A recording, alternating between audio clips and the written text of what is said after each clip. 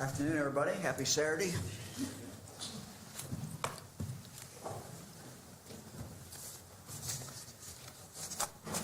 I have with me this afternoon Dr. Amy Acton, Ohio Department of Health, Mike Abrams, Hospital Association, as well as Dr. Andy Thomas and Dr. Larry Blosser, and they all will be speaking.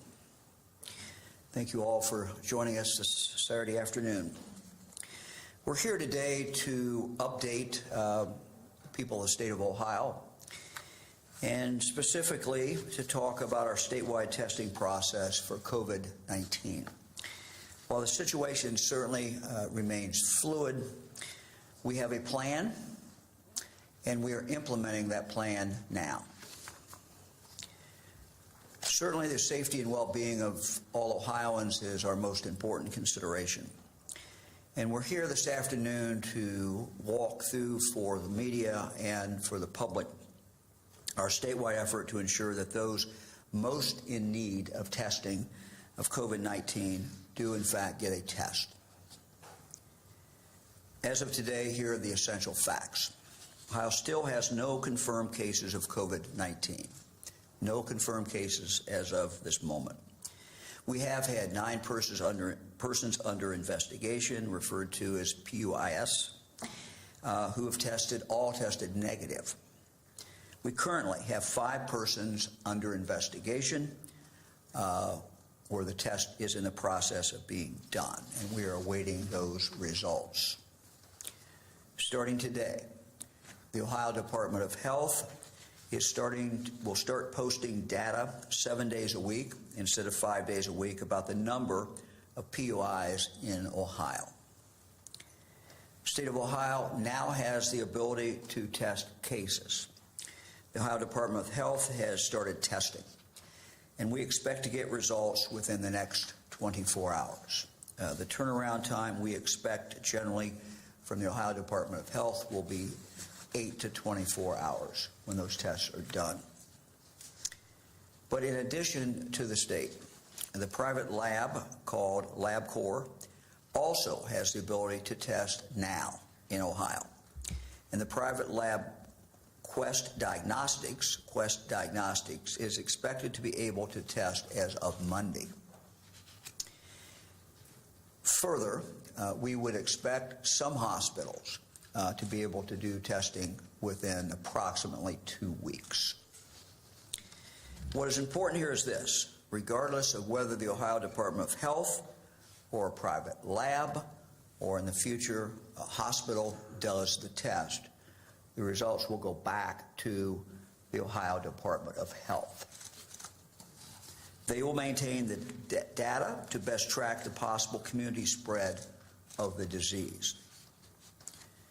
The Ohio Department of Health does have a limited number of tests, between 300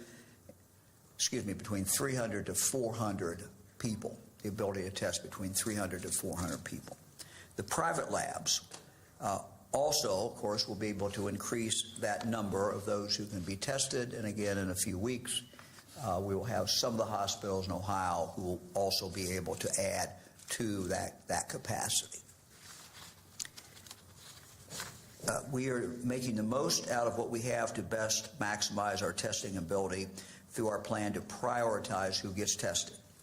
Dr. Acton and our Ohio Department of Health are working closely, and I want to emphasize this because this is a health system in the state. They're working very closely with local public health officials, working closely with hospitals, with primary care doctors, and nurses and nursing homes, in a system-wide effort to maximize our ability to test Ohioans. Should Ohio have confirmed cases of COVID-19, our plan addresses the sickest and most at risk, as well as people who are less sick and not needing hospitalization. Let me now turn it over to Dr. Acton, who will speak in more detail about our statewide plan. After that, we will hear from Mike Abrams and from Dr. Andy Thomas and from Dr. Larry Blosser. Thank you, Governor. Good afternoon, everyone. I appreciate you coming together on such short notice. We know, once again, that there's a lot of fear, a lot of confusion out there, so we thought if we shared with you a little bit more about the testing process and what we know now, it might help your viewers, the people out there watching this, have a better understanding. The truth is, there is a limited amount of testing we can do right away. That amount is going to grow every day, so our capacity will build. But in the beginning, we really must prioritize those that are most sick. The good news is our lab is up and running now, Ohio Department of Health's lab. And what is also different in Ohio is, in part of our preparation, we really went out of our way to make a lot of connections with our health systems and with our primary care docs. And today, we are releasing a lot of guidance through our networks that we built in planning for this. So we are all working together to maximize the resources for Ohioans. And the doctors will be sharing more with you about that. So the good news also is that all of the lab test results do come to ODH immediately. This is a Class A reportable disease, and so we will be seeing all those results and being able to take responses as a state very strategically. So we're taking in Ohio a three-pronged approach.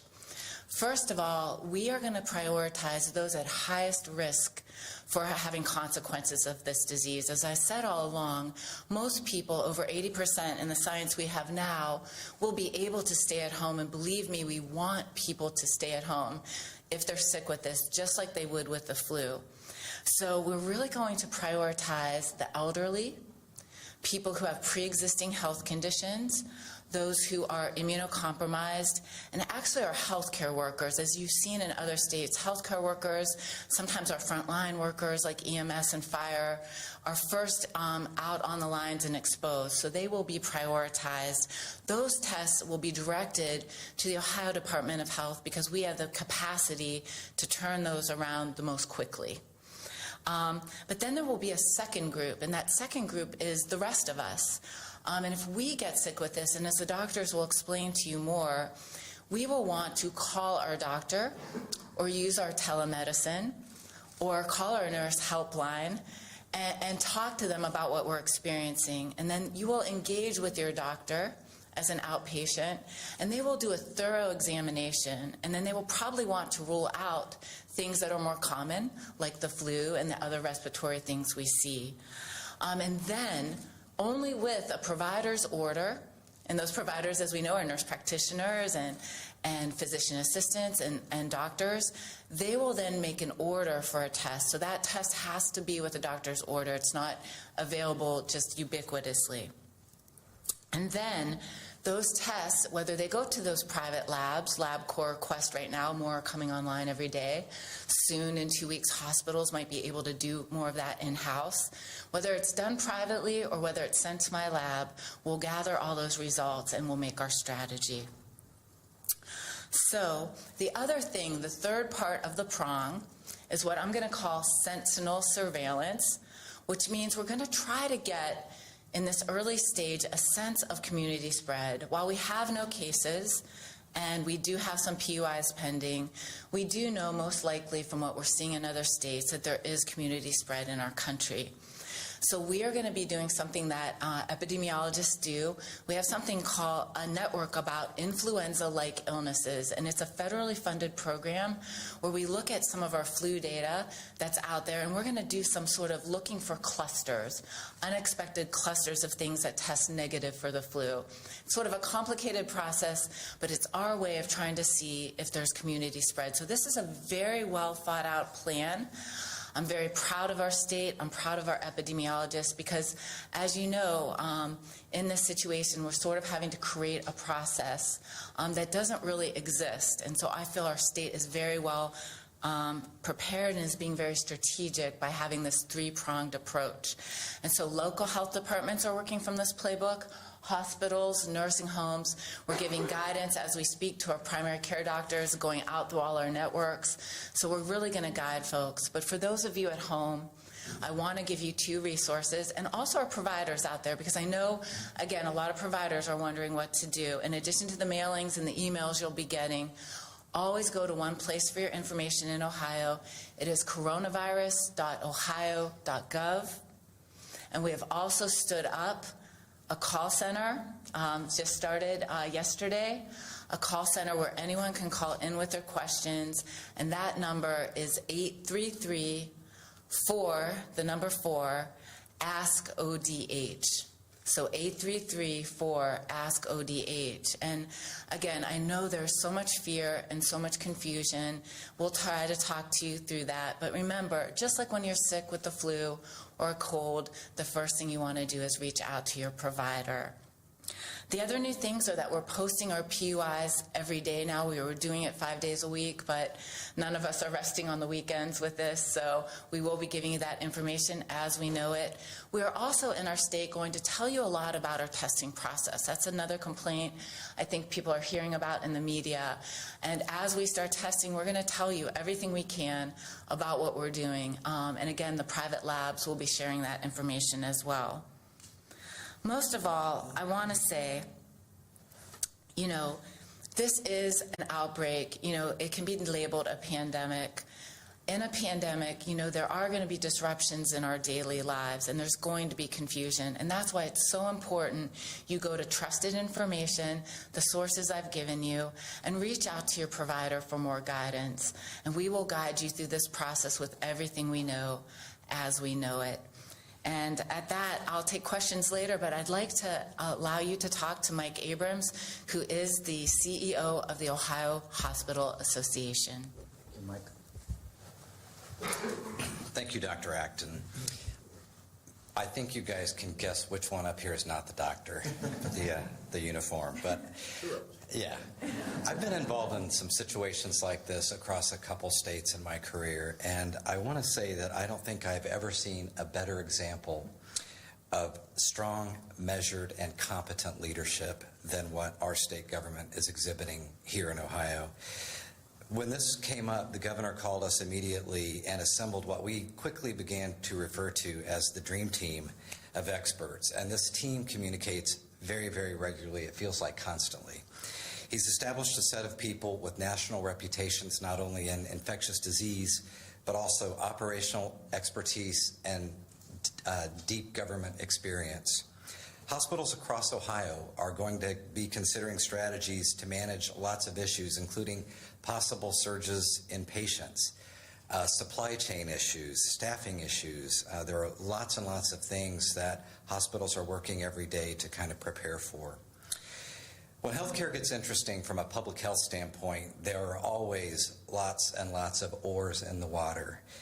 And that's the case with this as well. And part of our job is to make sure that all of those oars are rowing in the same direction in concert. And that will result from constant attention by trusted leaders.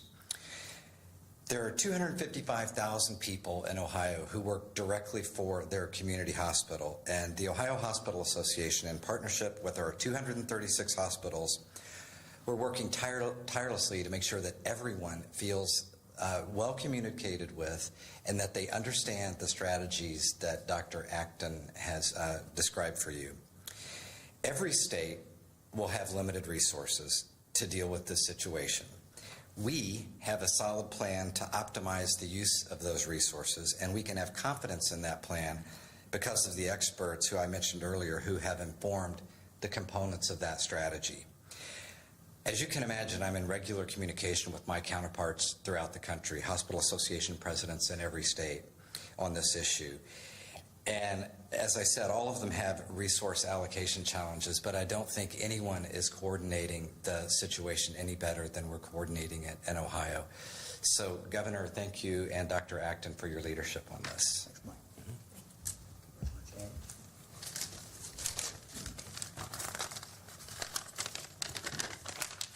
Good afternoon. I'm Andy Thomas. I'm Chief Clinical Officer for the Ohio State University Wexner Medical Center. Just want to take a moment to echo the comments of Dr. Acton and Mike Abrams. I think the plan that's being put together in the state of Ohio with regard to testing will be a big step forward to both help patients as well as hospitals and providers know the exact steps that they need to do to help patients find out whether they have COVID-19. The increase in testing capacity, both within the ODH and currently within commercial laboratories, is a huge step forward. And over the next 2 to 3 weeks, multiple hospitals across the state will be standing up the ability to complete those tests at their facility. The difference in this progression over time is we've been able to do swabs at the local level, but in the past we've had to send them through ODH to Atlanta to be tested. And as many of you have heard, the turnaround time for that has been days, on a matter of days, if not number of days. Now that the test can be done in the state for the sickest patients, that turnaround time will be significantly shorter, within a day, as you've heard. Even through the commercial labs, we think at this point it will be a couple of days for a turnaround time for those tests for less sick patients.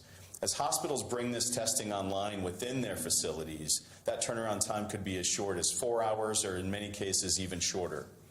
The ability to find out sooner that you have this is a benefit to that patient, a benefit to the providers caring for them, and for the patient's families.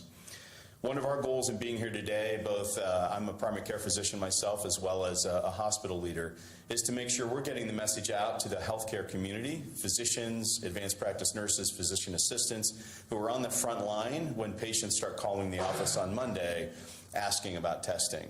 So our goal is to make sure that those frontline providers know what to do. First and foremost, we need to be making sure that they know how to screen patients to see who is at highest risk. In the past, we've been able to use international travel and exposure to a confirmed patient as one of those risk factors, where now that there is spread within the United States, that international travel is less valuable as a screening tool. So you can certainly use domestic travel for that. And then also obviously screening for symptoms. Fever specifically is very important in diagnosing the disease, but also cough, shortness of breath, and some other symptoms that patients can develop. So if you have a patient who has a travel or exposure history and symptoms, or even with community spread now, just symptoms, the best step is to make sure the first thing you do as the patient even walks into the office is put a mask on the patient, just a routine surgical mask. If there's one thing you can remember, if a patient calls your office and has a cough, you need to be prepared if that patient's coming in that day to put a mask on them immediately and get them into a private room. Then you can work either with your local hospital, your local health department to determine the best next step for testing. If that patient is severely ill, they should be sent to the emergency department locally to be managed. If that patient has mild or moderate symptoms, as Dr. Acton mentioned, 80% of the patients with this condition are going to be sent home. Those patients most likely can either be tested in that doctor's office if they have the appropriate personal protective equipment to be able to get the swabs, or they can be sent either to the local hospital or to the local health department for that testing. But you need to coordinate that with the local providers. You don't want to be sending patients just to the ER to be assessed without talking to someone ahead of time to know that the patient's coming. So the other thing I will emphasize, as Dr. Acton mentioned, there is a requirement that there be a provider's order to have the testing done. So for patients in the community, this isn't something you can just walk up to a lab and ask to be tested. You have to be evaluated by a physician, either over the phone, through telemedicine, or in person, a physician, advanced practice nurse, or a physician assistant to get an order to be tested. So we think with the coordination really being done by the Ohio Department of Health through our hospitals, our local health departments, and our physician practices, we think we have a solid plan to move forward over the next few weeks as our testing capacity increases so that we can make sure that we're doing our best to protect the citizens and our patients for the state of Ohio. Thank you. Good afternoon. Dr. Larry Blosser. I'm the outpatient medical director for Central Ohio Primary Care Physicians, and I'm a primary care physician by training. I think you've heard a lot of what I would tell you as well, but I'd like to highlight a couple of things. I'm very thankful that the governor and the Ohio Department of Health are as engaged as they are. As a primary care physician, kind of on the front line, the lack of information can be a scary thing, and I think the amount of information that we've been getting has been very helpful, and the information that will be pushed out today and going forward will help us to understand how we take care of patients and how we utilize our resources. I think for patients, what I would stress to you is call your healthcare provider before launching into doing anything. It's going to be very helpful if you talk to somebody who's knowledgeable. Information on this infection evolves day by day and hour by hour, and you should rely on someone who has access to that information to help you make the right decision about what to do next. And for the primary care physicians in the state, I'm encouraging you to take a very good history. Try to manage these patients in the setting that they're in their home, assess who really rises to a level of needing further evaluation in a facility. Be careful. This would be a great time to try to leverage telemedicine if you have that capability. Find ways to interact with patients without necessarily being face-to-face. And just a reminder that if you have someone that you suspect may have COVID-19, communicate with wherever you plan to send them before you do. This needs to be coordinated, need to understand how to manage that patient in a way that keeps the patient safe and also protects the rest of the people that might be in that facility. Thanks. Any questions? I was wondering, like with the telemedicine you were mentioning, doesn't that, I mean, if they could do like a swab, then there will be an in-person contact, correct? Like what does telemedicine do? Telemedicine would allow you to, telemedicine would allow you to triage who really needs that swab. It allows you to understand the severity of illness. As has been mentioned, a lot of cases are relatively mild, may not need testing, may be able to be treated at home in that environment. So telemedicine allows you to triage the patient effectively. Are we now just doing some COVID-19 confirmations based on patient symptoms like they did at a certain point in China, or are we still testing only to confirm? Laura, I'm not sure I understand. Could you just say that again? So if it's mild, like he said, and you know that you Yeah. can get a swab, I mean, will we ever know if that person had COVID-19 because it's not going to get confirmed? Or are we like China where at some point they just started I understand. symptoms? So, like I said, we're going to be prioritizing testing the people that are sickest. And then of the people who are sort of not needing hospitalized, a lot of it is ruling out the other causes because as we know, we're in flu and cold season. So we'll try to rule out the other causes. I'm going to take a moment here and share a fact. Coronavirus is a cause of the common cold. It's a different type of coronavirus that we're after here. So there's a whole grouping of coronaviruses. And I know there have been some people scared out there. They get a respiratory panel and you see the word coronavirus, and that's why it's so important. A doctor kind of interprets your test results with you because it's a it's a certain grouping within the coronaviruses. It is this specific new novel virus. And so there is a little confusion out there, and we have some information on our website about that. But, you're going to see this gradually. We've talked a lot about the pandemic and how this spreads. Eventually this will spread in the community, and eventually it might be something that gets tested for the same way as flu every season and be part of a respiratory panel. And there will be many people who have this and might feel a little under the weather, soldier on, but never know they ever had it. And so I think you'll see this natural progression as this outbreak spreads. We're going to be doing a lot of testing now. Eventually testing will be almost routine. We at ODH won't do it. We don't do flu testing. That's all done in hospitals or in private labs, but we're the ones who collect the data and do the surveillance on it. So you're seeing this gradual shift as that occurs.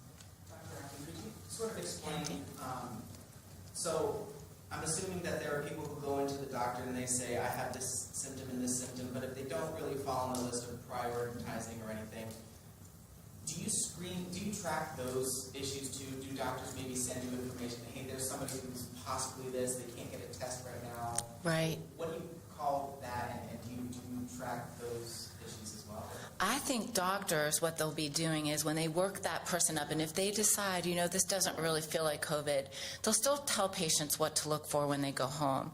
So the big thing, a patient that is an outpatient, that would make us think maybe they need to seek, now you're the person who needs to maybe go to urgent care or the ER, because again, this is going to be a heavy season, so we want only the sickest to go so our healthcare system isn't overwhelmed. But if you have difficulty breathing, sustained difficulty breathing, that's a symptom. There'll be other symptoms that doctors share with their patients. If you see a change in how you're feeling, they'll tell you what to look for and to come back.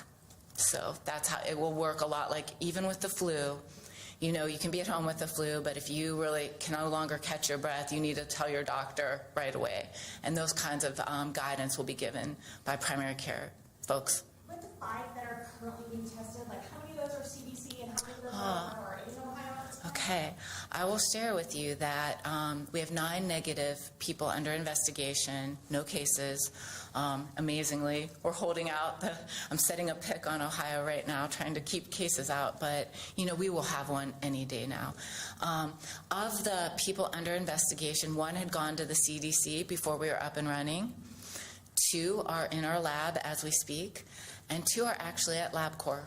So we'll get those results. And there's a system, a technology system in place that actually we get those results right away as a Class A reportable disease. And are these LabCorp, I know they're like a really big company everywhere. Is it local LabCorp locations? Yeah, there are local LabCorps that often primary care practices use. Sometimes hospitals do a lot of their own in-hospital testing, but there are certain tests they send out. Quest, and the FDA waived the ability so more private companies could develop this. I think some hospitals will be doing these tests soon, and I think that you'll see more labs doing them. And little by little, our capacity will grow. I will also say at ODH, we're in the queue to get more ability to test more of the reagent when that becomes available through the CDC. And as I've said, this shortage, what we're seeing here is across the country, as you know. But what we're doing here in Ohio is we're maximizing our ability to use the resources we have. When Governor DeWine said 300 to 400, is that at one time, or is that the total amount that Ohio can test at this point? Right now, that's the capacity our lab has. And I just, for a second, I will be geeky and I will describe. Shall I describe it? I think you should describe, though, why we couldn't test, why we now can start to test, Okay. and about the capacity, because the capacity has to do with what we get. Okay, so I'm going to get really geeky here, so follow me on my math. And again, I will say again, it's so wonderful to have a governor who wants to go to all these places with you, and he does. So here's how the testing worked. The CDC, again, it's very hard for people at home to keep this in mind. This is amazing we have a test. I mean, the fact that we've had a test in this world this quickly is the stuff of science fiction. That's what PCR testing and these rapid tests have done. The CDC developed a protocol first, and they got that out. When we got the kits from the group that made them, there were some faulty reagents. A kit is just a bunch of chemicals, 3 reagents in particular that are important for this, that our already existing equipment can use and gets calibrated to and allows us to run these specimens. Now, when you get a kit, the kit we got, and this is very similar, and we know Right Pat, by the way, got a kit too. They're doing military testing, though, not civilian testing. One kit allowed you to do 1,000 reactions. When we first got the kit a while back in February, like many other states, those reagents didn't work, if you remember that. And that's why we had to wait to get the test we got this week. So 1,000 reactions. Some of those, it's very geeky science, but are lost to controls. You have to do them to calibrate the equipment. And then, and this is the part that's very confusing when you see the numbers out there right now, each patient sends you 2 to 3 specimens. They do a nasal swab, sometimes an oral swab, and sometimes sputum. They make you spit if you can. And so of those, say 850 or something, now you have 2 to 3 specimens, and that's why we're estimating 300 to 400 people being able to be tested by this set of reagents, and we're hoping we get more reagents soon. Governor, any updates on the Arnold Sports Festival? Have they been in compliance with everything? What have you heard from that? to my knowledge, they have been. I have no information that they're not, and I suspect I would have heard it. And then also along those lines, any update on, you mentioned that if more people came to you with concerns of other large events, so for example, the March Madness tournament coming up, have anybody reached out to you at that point? Do you happen to know if anybody has a plan on how to handle that? No, I do not. I mean, this is not something that when we looked at it, we already looked at it, and barring some dramatic change in what's going on in Ohio, we did not feel that that was an unreasonable risk. That March Madness, it certainly does bring a lot of people in, but again, it's different as far as the risk level, and that's what the doctors told us. So we've not changed our opinion of that. Are you in contact with basketball officials? Because Wall Street Journal is kind of indicating there's a chance that it actually might be totally canceled. Well, all I can do is no, we're not in contact with them. My guess is that every group that is putting anything on is developing contingency plans in case they can't move forward. I think that you would expect that, and I suspect that's what's going on. But our opinion is based upon what doctors are telling me is not changed about that. Anybody else? As you all know, all of us in this room are constantly accused of fear-mongering with coronavirus. You all probably are accused of the same, or flip-flop optimism or whatnot. You called this news conference on a Saturday when there's no terribly significant update on cases in Ohio. Why? We felt it was important as we move to a new phase, and the new phase is we now have the capacity in Ohio to test. New phase is we now have 2 private companies that are ready to test. So those are fundamental changes in where we are. We are reaching out today to primary care physicians. We're reaching out today to hospitals. And we were doing that not publicly. In other words, we were doing this with emails and other things. We felt it was important that as we reach out to these primary care physicians and hospitals and nursing homes, that we share that with the general public. Again, we want to be very open about this. We made a decision to have this press availability, press conference, just to do that. No, there was no huge news, but I think the news, you decide what the news is. That's not my job. Governor. I've been around long enough. But what's the important is we have a plan. And we want to make that clear to the people in Ohio. There is a plan. We've tried to outline what that plan is, and we're working to execute that plan. And I do want to answer that because, I think one of the biggest issues we're facing is people on the ground, even physicians themselves, are really confused and they're afraid. And I think the testing has become something that is, there are conflicting messages about that. And so that really has become an issue. And people are calling up their doctors are calling up the health departments. People are confused. And in order for us to address this as a state, we really need to get the best information out there. And what was really going on right now is a lot of fear and confusion, and that's why we wanted to explain how Ohio is testing and how we'll go about that. And I hope, again, not everyone will understand that, but I hope that begins a process by which people understand it. And we're pushing out tons of information to every sector. We're working with hospitals, new stuff going out to doctors as we sit here, stuff going out for the general public on this. People are calling the hotline as we sit here trying to understand this. So we really owe it to them. This is an unprecedented time, and we really owe them the best information as we have it, and that's all sans politics. And you see whole health systems working together that often compete in industry. They're not. They're all working together, and that's what we have to do at a time like this. In your clinical opinion, doctor, is there an amount of coverage talking about this messaging news conferences that would be fear-mongering, or is it worth, is coronavirus dangerous enough to warrant all this stuff? I think it is something we all are taking very seriously.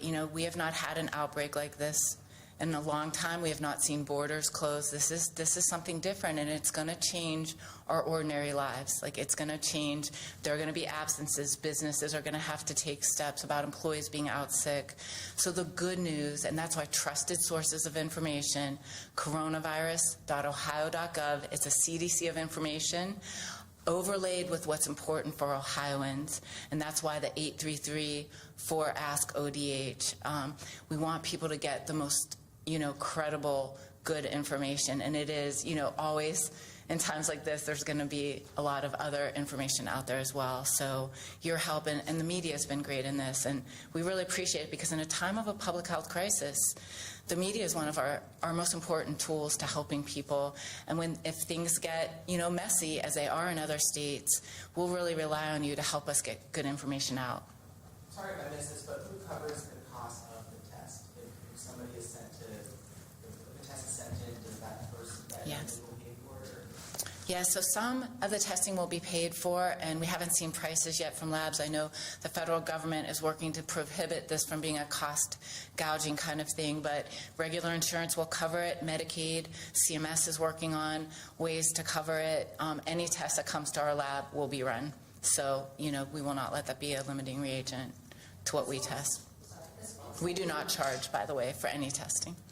As folks head to the hospital to get those tests per doctor's order, is there anything in place, like a checkpoint before they even get into the hospital to kind of triage who may be possibly at risk of Yes. somebody else is there for something else? Yeah.